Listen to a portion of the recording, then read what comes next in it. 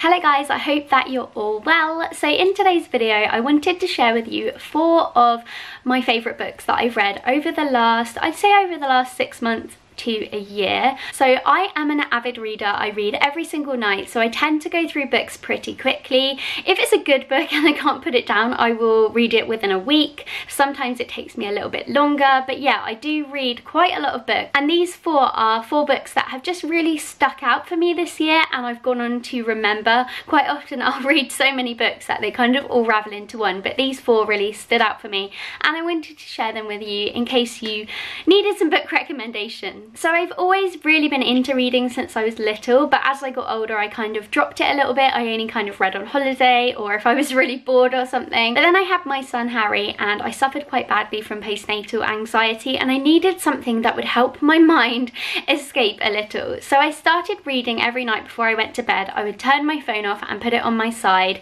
and I would just dedicate that time to reading rather than watching a series or flicking through my social media or having a conversation. I just found that getting my head down into a good book really helped my mind to escape somewhere else, or even if I was reading like a chick flick, it would kind of make me laugh, or if I was reading a book about mothers, it would just kind of help me relate to them a little bit more and know that I'm not alone. I just find reading is such a good therapy, especially for anxiety sufferers. So I'm going to pop a little link below to the Channel Mum forum where you can get lots of advice on anxiety, and I know some of the other Channel Mum girls have made videos this month on anxiety, but this video isn't going to be dedicated just to that. I just wanted to share with you that that is the reason why I started reading so much, and I really hope that it helps me get a good night's sleep as well. So I'm not actually going to show you hard copies of books because I read everything on my Kindle. I was always one of those people where I was like, I am never going to get a Kindle. I love a fresh book. I love the smell of pages, but in reality I don't have time to go to the shops all the time and buy a physical book.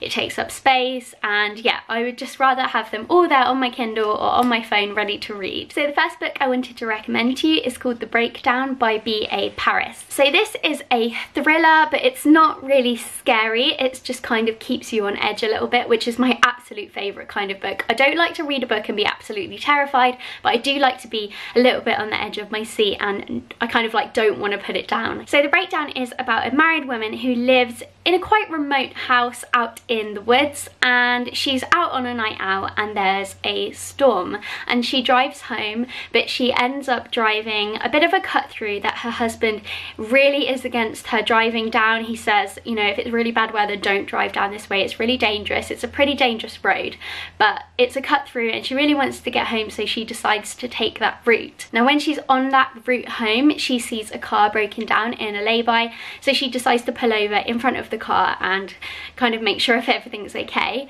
But when she pulls over, it's really raining, so she doesn't get out. She kind of flashes the car and looks out the windows, but the person in the car isn't really moving or doing anything. She doesn't flash her, so she just assumes that everything's okay, and she kind of hesitates to get out because of the rain and she wants to get home quickly, so she doesn't check on the person in the car and she decides to just carry on and drive home. So the next morning she wakes up and there is a news report saying that a dead body had been found in the exact spot where she had driven past. And immediately she feels really guilty, but decides not to tell anybody, doesn't tell her husband or the police because she's just so worried that she shouldn't have really travelled that way home, and she told her husband that she didn't travel that way home, so she decides to keep quiet. And then all these weird things start happening. She starts getting some really weird prank phone calls and she's convinced that somebody is watching her and knows that she's hiding something from this night. She also starts forgetting a lot of things and starts to convince herself that she's got some sort of illness. So I'm going to leave the description of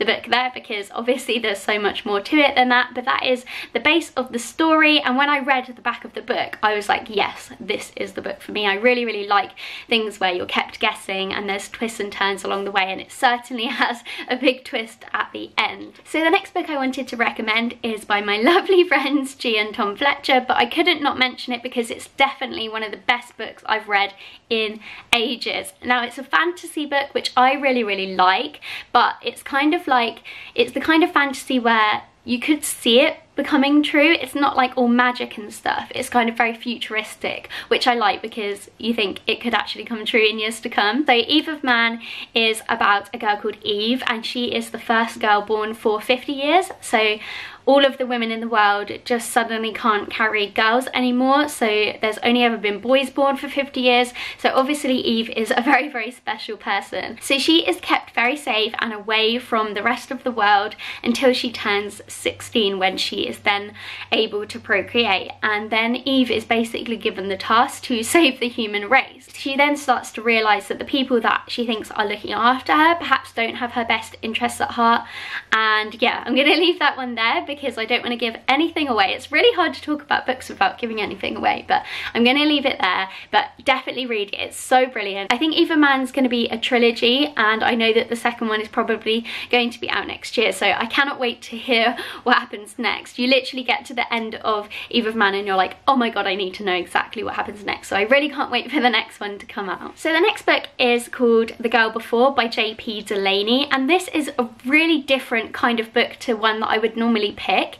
It's still a thriller and still has like murder and a lot of twists and turns, but when I read the back of it, I wasn't immediately drawn to read it, but I'd heard really good things, and I'm so glad that I did read it. So the story is about a girl called Jane who stumbles across a property called 1 Folgate Street, and she immediately falls in love with it. And it's a rental property, but it comes with its own set of rules, and it's all very strict, very minimalist, and the guy that owns it is really weird.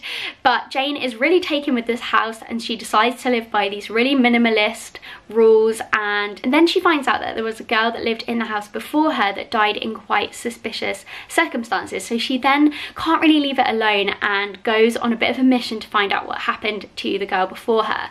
And each chapter is from the perspective of each girl, so it's Jane and Emma, and I really like how the story sort of flitted backwards and forwards in time and from each girl's perspective, and it kind of, their lives kind of get a bit mixed up. And yeah, I just really like it. The end of it was so brilliant, and I kind of wasn't expecting it, and I really like that from a book when you just don't know what's going to happen by the end. And then the last book that I wanted to recommend to you is one that actually had me quite emotional, even though it is again a thriller. I just found it really kind of sad and maybe heartbreaking because I am a mother and it's about a missing child. So the book is called Then She Was Gone by Lisa Jewell, and it's about a woman called Laurel whose 15-year-old daughter Ellie went missing years ago, and her family kind of breaks down. She divorces from her husband and she's kind of rebuilding her life, meets a new man, and then she meets this guy's young daughter who she immediately recognises and looks the spitting image of her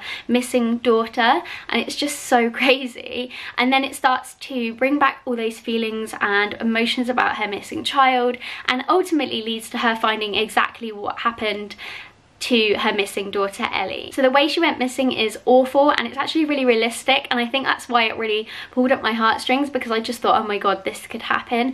And yeah, it was definitely one of the best books that I've read this year, and it's one of those books that if someone says to me, what should I read next, I'm always recommending that one. I don't know why, it's just really stuck in my mind, and the story was just written so perfectly. So those are the 4 books that I wanted to recommend to you. I hope that you've enjoyed this video. Do let me know what you're reading in the comments box below, because I am always looking for new reads to add to my list, and I'll see you in my next video.